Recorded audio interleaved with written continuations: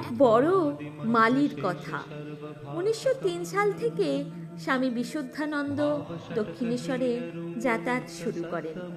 ঠাকুরের সময়কার অনেক কর্মী তখনও কালীবাড়িতে কাজ করত। তিনি দেখতেন 76-77 বছরের এক বুড়ো মালি খুরপি দিয়ে ঠাকুরের ঘর থেকে পঞ্চবটি বন, ঝাউতলা, বেলতলা পর্যন্ত পথটির আগাছা পরিষ্কার করত। একদিন কৌতূহলবশত বিশুদ্ধানন্দ তাকে জিজ্ঞাসা করেন, তুমি ঠাকুরকে দেখেছ? সে উত্তর দিল, তাঁরই তো আদেশ পালন করছি। তিনি বলছেন, কত ভক্ত আসবে, তাই তাদের জন্য পথ পরিষ্কার করছি। স্বামী বিশুদ্ধানন্দ স্মৃতিচারণ করেছেন।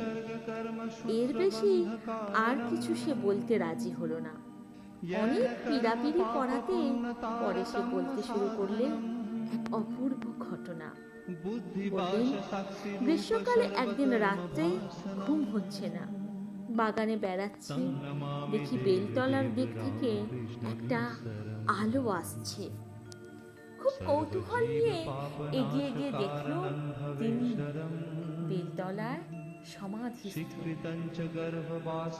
আর তার সারা শরীর থেকে একটা জ্যোতি বেরোচ্ছে।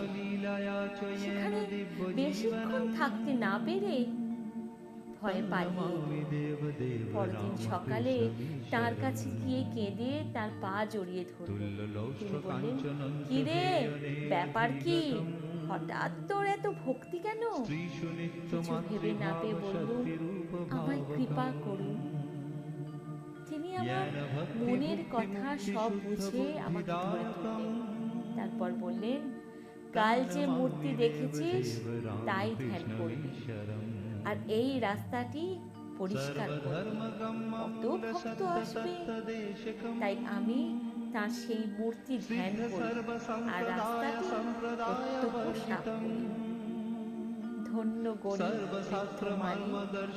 ঠাকুর তাকে কি অপূর্ব জ্যোতির্ময় রূপ দেখালেন এবং ধ্যান যোগ ও কর্মযোগের উপদেশ দিলেন।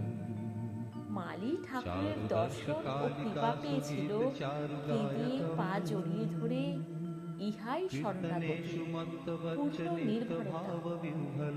স্বামী চেতনানন্দ, প্রাচীন শান্তির কথা।